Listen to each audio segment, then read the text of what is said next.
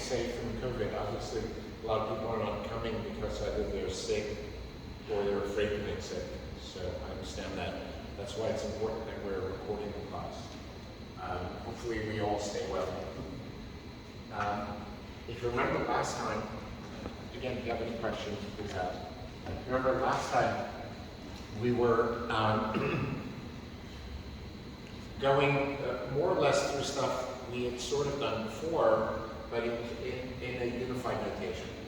So we looked at a first order system, which the typical one that we were dealing with beforehand was a CSTR, and where we had the time constant T1 be input X, and Y was the concentration.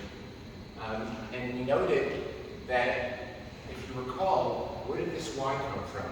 This Y came from the X was the inflow into the CSTR, and the Y was the outflow. So one thing you can notice is when this Y is on the other side of the equation, before I bring it to this side of the equation, if it's on the other side of the equation, then I have dy dt on the left and I have a minus y on the right. So you can notice that if y goes up, then dy dt goes down. Similarly, if y goes down, then dy dt goes up. So that's called self-regulatory. It keeps things from going out of whack. When y goes up, when y goes in one direction, dy dt goes in the other direction. That's called self-regulatory.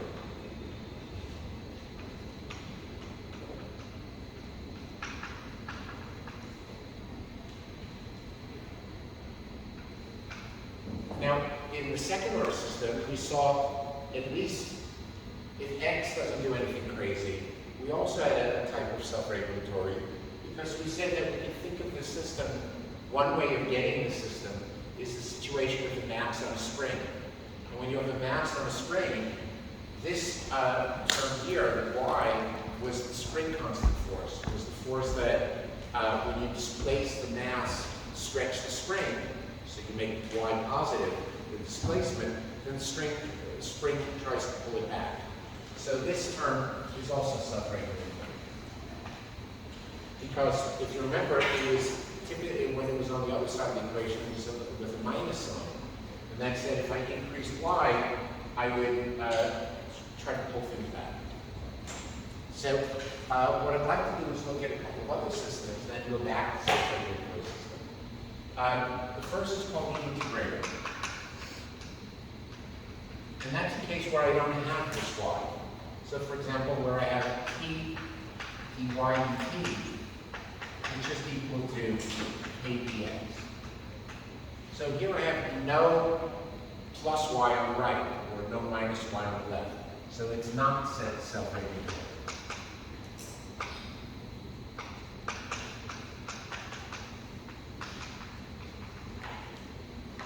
Well, I can integrate this.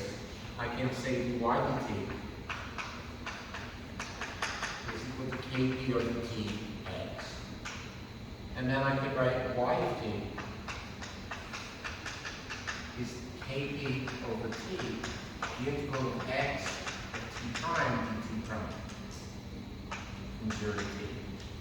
So we can see here, this is called an integrator because y of t is just the integral of x. Well, let's see what that means. If x of t is a step,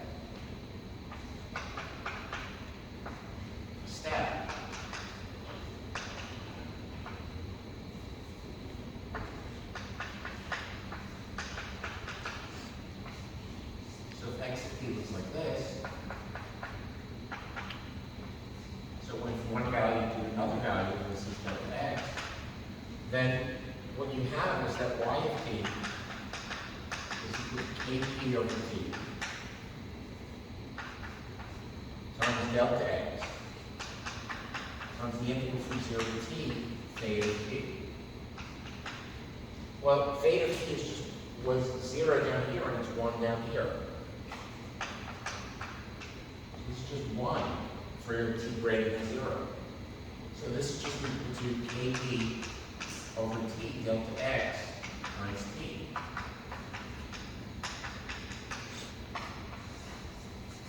In other words, y just grows with time. It grows linearly with time.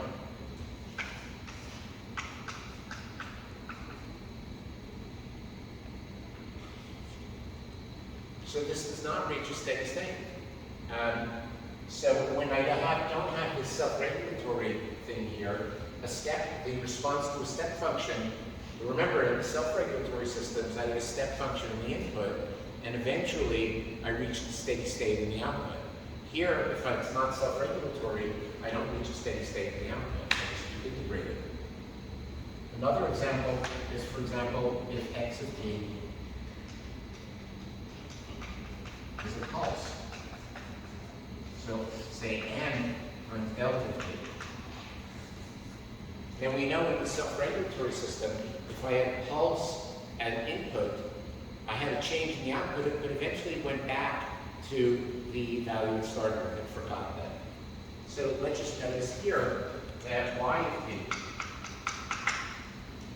is kp over t times the integral times n delta of t, t prime, 0 to t. And so this is just kp over tm, and the integral of the delta. Delta, remember, is the limit of boxes, of rectangles that always have area 1. So the integral of delta of t is just the area of the box, it's just 1. So you can see that this, if the input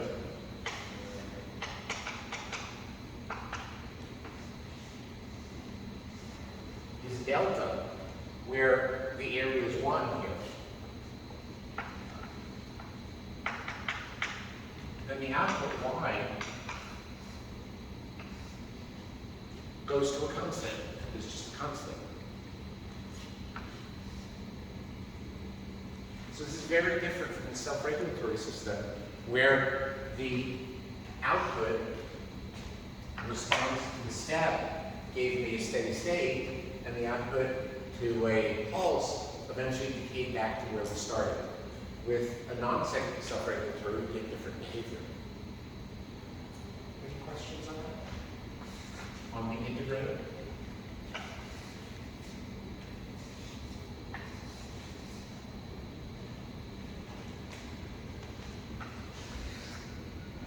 Another example of self-regulatory is, let's say I have a CHE4, and I have an input and an output. And I also have a coolant. And let's say I have a reaction going on here. A reaction with a delta H. So we can either be endothermic or exothermic. And I'd like to keep track of the temperature. So let's call this T in and this T. So I've got rho V CV and TVT is equal to, so this is the accumulation. And then I've got in minus out times rho. So that's rho V CP times T in minus T. Here you can see the self-regulatory aspect here, that as T goes up, there's more flow. And then I also have UA times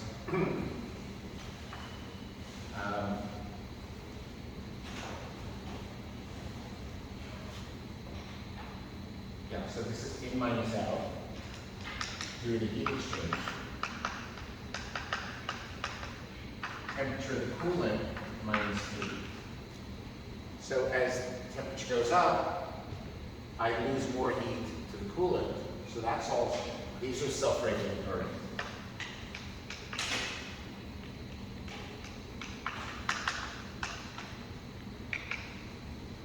But then I also have a chemical reaction.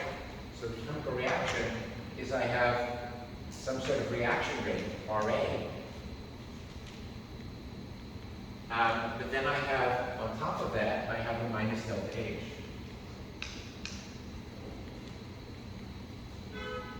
And RA depends on temperature.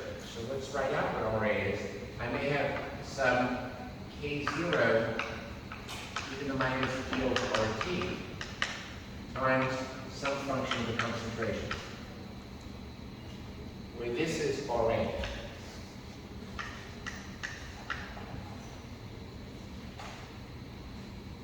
So let's look at the situation here. Typically, as the temperature goes up, this increases. So that's bad. If it increases, then, well, let's see. As the temperature goes up, the rate of reaction generally goes up. It's a simple situation.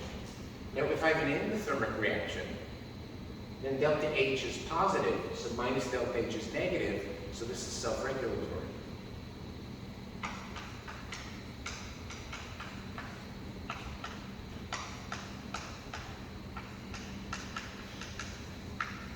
And if it's self-regulatory, we expect it to go to a steady state. On the other hand, if delta H is negative, exothermic, then look what happens here. If delta H is negative, then let's say the temperature goes up. Let's say I have a step change in the temperature. The temperature goes up. Well, this sucks out more heat, this sucks out more heat, but this produces more heat because the rate of reaction goes up, and minus delta H is positive. So that means as the temperature goes up, I'm adding heat. So there are a few possible situations. One possibility is that delta H is negative, but it's not too big. So that these two terms win, and it's still self-regulatory. On the other hand, they could be comparable. If they're comparable, that is the amount of heat excrete that's going out due to a step change in the temperature, and the amount of excrete that's being produced could compete with each other if it's fairly large, and you could get oscillations. It's possible you can get oscillations. Can you just clarify what you mean by self-regulatory? Yeah, as I said, self-regulatory was what I defined over here. Self-regulatory means that I have a term in the equation such that that works in the opposite direction of dy dt. So if y is my dependent variable, if y goes up, then dy dt goes down. If y goes down, then dy dt goes up. And that's because if I move this to the other side of the equation, the y has a negative sign here. Remember, this was, if you think of a CSTR, this was the time rate of change of concentration. This was the input, and this was the outflow. So as Ca goes up, there's more outflow, and that brings the Ca dt, that makes that negative. Over here, the self-regulatory means when you perturb the system in one way, it pulls it back. So it tries to regulate itself. Here, as the temperature goes, if there's a step change in Tn, so Tn goes up, well, then I have more heat going out, both to the flow and also to the heat exchanger, so that makes these two terms are pushing dTBT negative. And I think I was using theta in this last month, so I should be more consistent.